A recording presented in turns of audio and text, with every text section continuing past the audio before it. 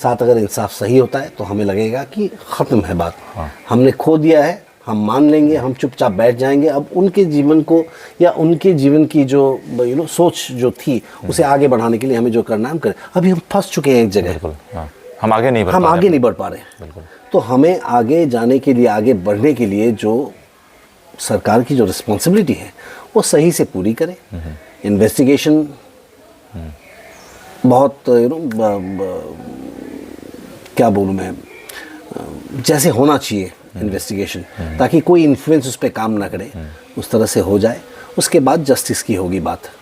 Justice जो बोल रहे हैं सर, जस्टिस किस तरह से जस्टिस डिमांड कर रहे हैं लोग? मुझे लगता है सर, लेकिन मुझे ऐसा लग रहा है कि जितने लोग ऐसे justice for Zubeen Garg, #justice for Zubeen Garg लिख रहे हैं, 5 मिलियन से भी ज़्यादा हो चुका है शायद, इनको समझ में भी आ रहा है सर कौन सा जस्टिस मांग रहे हैं हम लोग? नहीं, वो एक्चुअली हम समझना चाह रहे हैं, समझने की कोई ज़रूरत नहीं है। जस्टिस का मतलब ये है कि अगर कोई फाउल प्ले नहीं है, मौत का कारण अगर नेचुरल है, तो जो जिन्हें उन्होंने अरेस्ट किया उन्हें छोड़ दें। अगर मौत का कारण में फाउल प्ले है कि अगर वो अटेम्प्टेड मर्डर है या culpable homicide amounting to murder है, तो उन्हें सज़ा मिलनी चाहिए। तो आज के डेट में हम कुछ नहीं सोचते, हमें बस जुबिन गार्ग की जो मौत है उसका रीज़न हमें चाहिए, उसका जो आउटकम है वो हमें चाहिए। वो जो होगा हम देखा जाए। आज हम कुछ नहीं कह सकते क्योंकि इन्वेस्टिगेशन रिपोर्ट अब तक सबमिट हुई नहीं है सही तरीके से। वो हो जाए उसके बाद बात करेंगे। आज ही मैं अगर आपसे पूछ लूँ कि अगर कल आपके सारे चाहने वाले मर जाए, आप क्या करोगे? आप आज नहीं बता पाओगे, क्योंकि वो कल क्या होगा उसे वो तभी होगा। तो वैसा ही होगा हमारे मामले में भी। हम आज बैठे हुए हैं, हम धैर्य से बैठे हैं, हम रुके हुए हैं, हम उन पर विश्वास रखकर हम बैठे हुए हैं। तो देखते हैं वो क्या देते हैं रिज़ल्ट। अगर वो रिज़ल्ट सही नहीं आती तो हम उसके बाद जो करना है हम करेंगे। थोड़ा सा इन्फ्लुएंस ऐसा नहीं लग रहा? ये चीज़ें थोड़ी सी अभी राजनीतिक हो चुकी है, बातें बदल रही है हर दिन। प्राकृतिक है कि हर जीव उससे फ़ायदा उठाने की कोशिश कर रहा है, तो वो करने दो उनको। उससे हमें बस विचलित नहीं होना है। हमें जो सोचना है हम वही सोचेंगे। हम जिस पर हमने निगाहें टिका कर बैठी थी, आज भी निगाहें वही है हमारी, कि हमें जस्टिस चाहिए। अब जस्टिस किस तरह का होगा उसे हम डिफाइन आज नहीं करते। इन्वेस्टिगेशन कंप्लीट हो जाए उसके बाद बोलेंगे ना कि ये सही तो है नहीं, क्योंकि वो तो हमने वीडियो में देखा था, ऐसा था, तो ये क्या कह रहे हो आप? ये लिंक नहीं हो रहा है। हाँ, तो हम उसमें हम ढूंढेंगे। पहले उनको रिपोर्ट करने के लिए देते हैं। अभी the ball is in their court now, उनके कोर्ट पर है बॉल, तो वो अभी खेले, फिर हम खेलेंगे। रोई रोई बिनाले आपने देखी है? अब तक तो देखी नहीं, क्योंकि एक तो मैं था नहीं, 2 बार मेरे को इनविटेशन भी आया, पर फैमिली प्रॉब्लम्स की वजह से मैं जा नहीं पाया। और इस फिल्म की बुनियादी सोच से मैं जुबिन के साथ था।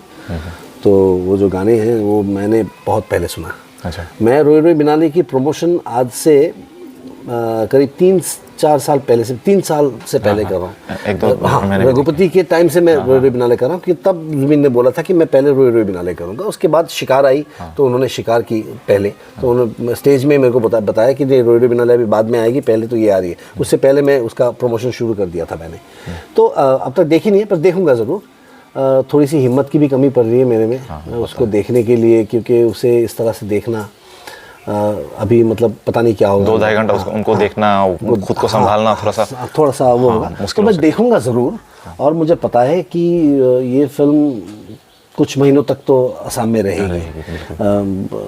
पर अनुरोध है सब लोगों से कि वीडियोस और ये अपलोड ना करें। ये अगर आप जुबिन को चाहते हैं, जुबिन की जो मतलब उसकी जो ख्वाहिश थी, ये फिल्म, उस फिल्म को अच्छी तरह से चलने दे, हॉल में लोगों को देखने दे, पायरेसी ना करें। और एक तो ये स्ट्राइक लग जाएगी चैनल पे, और दूसरी ये बात है कि ये एक अलग तरीके का मैसेज भेजेगी लोगों के बीच कि जुबिन के चाहने वाले ऐसा भी कर सकते हैं, तो ऐसा नहीं होना चाहिए। तो फिल्म को अपना रन लेने के लिए दे प्रॉपर, यही अनुरोध है मेरे सबसे। मैं एक बात बताऊँ सर, डिमा हासाओ में बहुत जो भाषिक असमीज लोग हैं ना, बहुत कम संख्या में रहते हैं यहाँ पे। यहाँ पे बहुत सारे ट्राइबल्स रहते हैं, जाति उपजाति के लोग रहते हैं।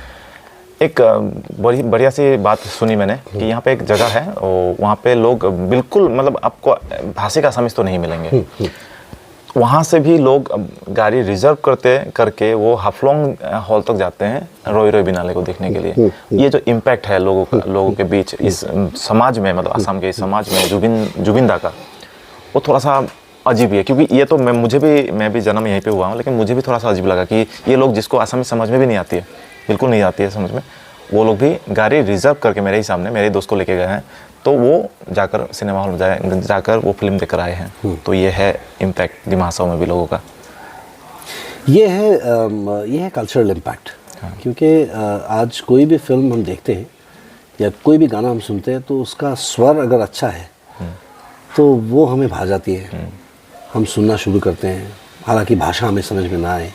तो भाषा कभी मतलब एक दायरा नहीं बना पाई जो लोगों को कल्चरल लाइन की ये जो सृष्टि है इससे दूर रखे। तो हमारा ऐसा कुछ होता नहीं है। गाना अगर कार्बी गाना भी हो वो भी हम सुनते हैं, दिमासा गाना भी हो अगर अच्छा है तो वो भी हम सुनते हैं। तो ये तो है।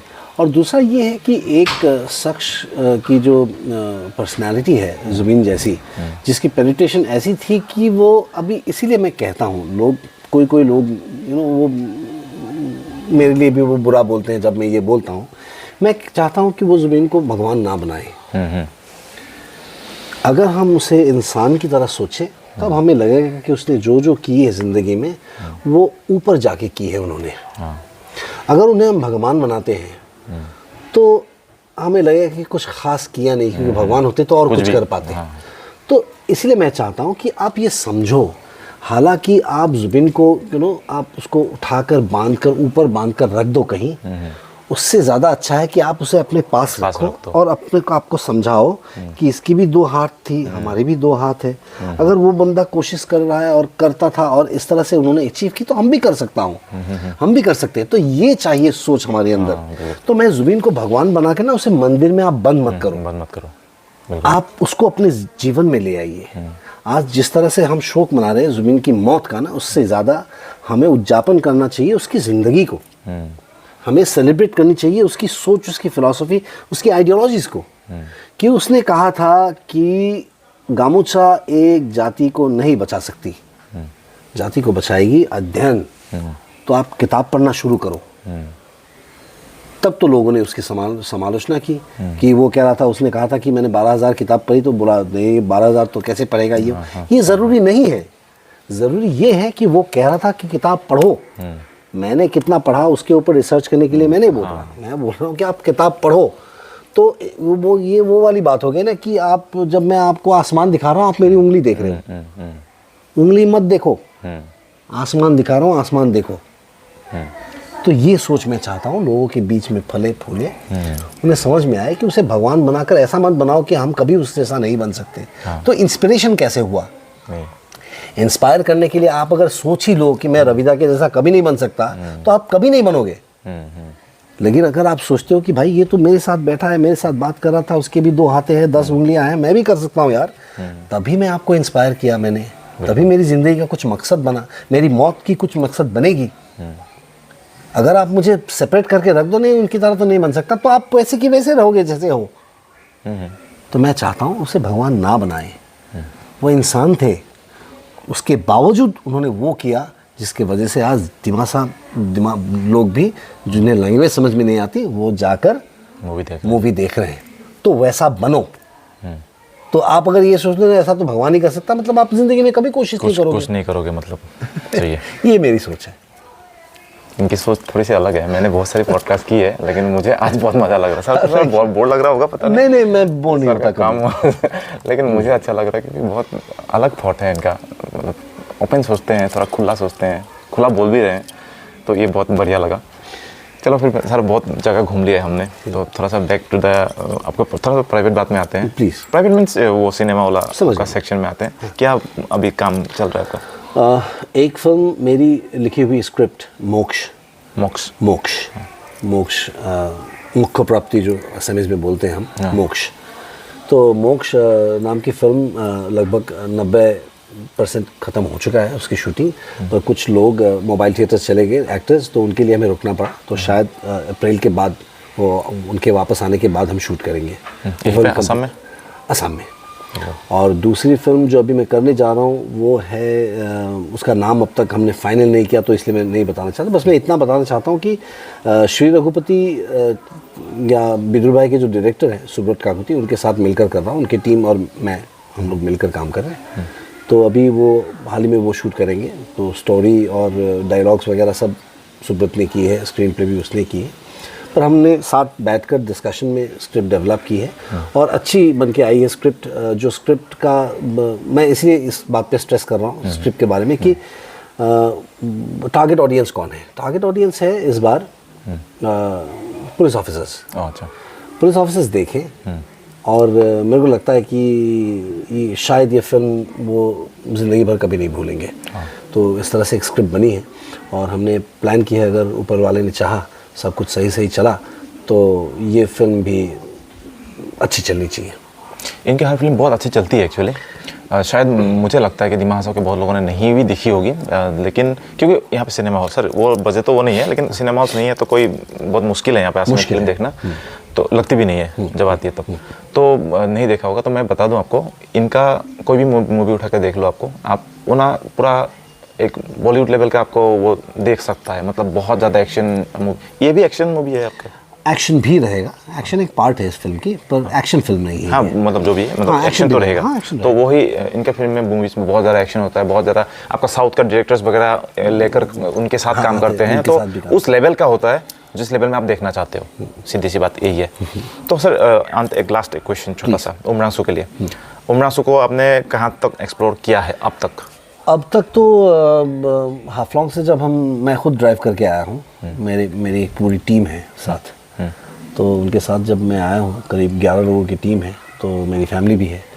तो एक तो वो रास्ते ने दिल ले लिया मेरा। अच्छा, वो तो खूबसूरती, हाँ, इतनी खूबसूरत है। और मतलब अभी डेवलपमेंट मेरे हिसाब से वो है। वहाँ सिर्फ रास्ते चाहिए थे, बाकी कुछ नहीं चाहिए, बाकी कुछ नहीं था, सिर्फ रास्ता था।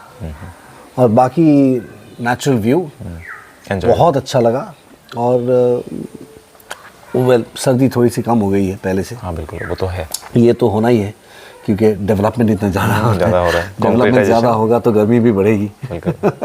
डेवलपमेंट इसीलिए मैं चाहता हूँ कि ना हो, इसलिए से बुरा लगता है। वो सुनहरे दिल खो गए। हाँ, तो वो अभी इस वक्त तक हम गुवाहाटी में ही हम हमेशा गर्म कपड़े पहनते थे। तो अभी वहाँ भी हम टी शर्ट पहन कर घूम रहे हैं। तो ये बड़ा दुख लगता है, ये सोचता हूँ तो ये बड़ा बुरा लगता है। तो मैं चाहता हूँ इसलिए डेवलपमेंट थोड़ा कम हो। डेवलपमेंट इस तरह से हो कि अंदरूनी हो, अंदर की तरफ। दिमासा जो बच्चे हैं उनको दिमासा लैंग्वेज आना चाहिए। हाँ, उनको अंग्रेज़ी जानने की कोई ज़रूरत नहीं है। बिल्कुल, जब उनकी बात, मतलब उनकी बातों को सुनना ज़रूरी होगा ना, तो ऑटोमेटिकली ट्रांसलेटर रख लेंगे वो। जब उनकी बात ज़रूरी ना हो तो ट्रांसलेटर देने के बावजूद भी कोई नहीं सुनेगा। तो अपना लैंग्वेज बहुत ज़रूरी है, ये सीखें। रोज़मर्रे की ज़िंदगी में जो मैथमेटिक्स चाहिए वो आए, वो पढ़े इस तरह, इस वजह से कि वो बाकी लोगों को पढ़ा सके। इनकम आप देखो, आप अगर 2 लाख रुपए कमा रहे हो महीने का और 80,000 का अगर आप रूम रेंट दे रहे हो, कोई फ़ायदा नहीं। इट इज़ इक्विवेलेंट कि आप 20,000 रुपये कमाओ और 2,000 रुपये आप दो, बाकी आप घर पे रहो अपने लोगों के पास, माँ बाप के पास। उनकी उंगली कटे, बैंडेड आप खुद लगाओ, वो है मज़ा। लाइफ का मज़ा वो है, ये वो है। तो बहुत खुद ब खुद अपना क्रिटिकल करते जा रहे हैं। बहुत क्रिटिकल कर रहे हैं बेवजह। कोई एंड रिजल्ट तो कुछ नहीं है। क्या है बताओ? आप यहाँ से आप पॉडकास्ट करोगे, घर जाओगे, हाथ से मल के खाना खाओगे, मैं भी वही करूँगा थोड़ी देर बाद। तो क्या इसमें डिफरेंस है? आप सोने की प्लेट थोड़ी खाओगे, आप खाओगे तो खाना, चाय पियेंगे, कप का क्या है? हम कप के पीछे भाग रहे हैं। तो ये ना करे, जो है उसका मज़ा ले वो। अब गोल्फ का कोर्स? गोल्फ कोर्स आज तो शायद टाइम होगा नहीं, क्योंकि मैं आज वापस जाना है। फिर फैल्कन आ रहा है उमरांसू में? उमरांसू में बहुत ही जल्द आऊँगा। इस बार जो मैंने डिटोर लिया, मैं बांग गया, वहाँ से हाफलॉन्ग गया, हाफलॉन्ग से उमरांसू आया। तो अगली बार जब मैं आऊँगा, मैं डायरेक्ट उमरांसू ही आऊँगा और यहाँ कुछ टाइम लेकर आऊँगा। इस बार प्रॉमिस था मेरे बच्चों के लिए थोड़ा टाइम निकालने का, तो इस बार इसलिए फैमिली के साथ आया और दोबारा भी आऊँगा, उन्हीं को लेकर आऊँगा। ये फिल्म ख़त्म कर लूँ, उसके बाद फिर आऊँगा। हम इस बार पूरा डिमा हसाओ इस पॉडकास्ट के माध्यम से आपसे रिक्वेस्ट करते हैं कि हम पूरे डिमा हसाओ से रिक्वेस्ट करते हैं कि जब भी मूवी आए इनकी, तो हम लोग जाकर देखेंगे मूवी को, और नीचे ज़रूर कमेंट करना। जिन्होंने इनकी कोई भी मूवी देखी है तो वो नाम ज़रूर लिख देना कमेंट में। इस पॉडकास्ट को हम यही समाप्त करेंगे, क्योंकि बहुत ज़्यादा बात तो मतलब दिन भर मैं बात कर सकता हूँ इनके साथ। मुझे ऐसा फील हो रहा है, मैं भी वैसे बैठ के तो पहली बार ही बात कर रहे हैं हम लोग, लेकिन ऐसा लग रहा है कि हम बहुत समय बात कर सकते हैं, मतलब बहुत सारे टॉपिक्स निकल सकता है। मेरा क्वेश्चन खत्म नहीं होगा, उनका आंसर खत्म नहीं होगा, लेकिन फिर भी मजबूरी है, उनको भी जाना है, निकलना है, तो मैं इस पॉडकास्ट को यहीं पे छोड़ूंगा। सर बहुत बहुत थैंक यू। कुछ बोलना है ऑडियंस के? Thank you. ऑडियंस को मैं यही कहना चाहता हूँ कि मैं कह रहा हूँ क्या ये ज़रूरी नहीं है, लेकिन बातें जो है वो बहुत ज़रूरी है। बातों को सोचें, अपनी अंदर की आत्मा के बारे में बातों को सुनिए और समझिए। हम ज़्यादा मांगेंगे कुछ नहीं आएगा हाथ, थोड़ा जो हाथ से उठा पाएंगे ये उठाना चाहिए, इसे रखना चाहिए, बस। बहुत बड़ी मैसेज है, जिसको लगी है ना दिमाग में वो बस सुधार ले अपने आप को, बस इतने काफ़ी है। डिमा हसाओ के लिए हम खुद के पर्सनली बात नहीं कर रहे हैं, पूरा डिमा हसाओ को सुरक्षित रखने में ये बातें बहुत ज़रूरी है। प्लीज़ गौर से देखिएगा इस वीडियो को, रिपीट करके देखिएगा, चाहे तो मतलब 2-3 बार देखिएगा, लेकिन देखिएगा ज़रूर इस पॉडकास्ट को, ज़रूर शेयर कीजिएगा इस वीडियो को। सर बोल दे bye. Bye, thank you so much, thank you.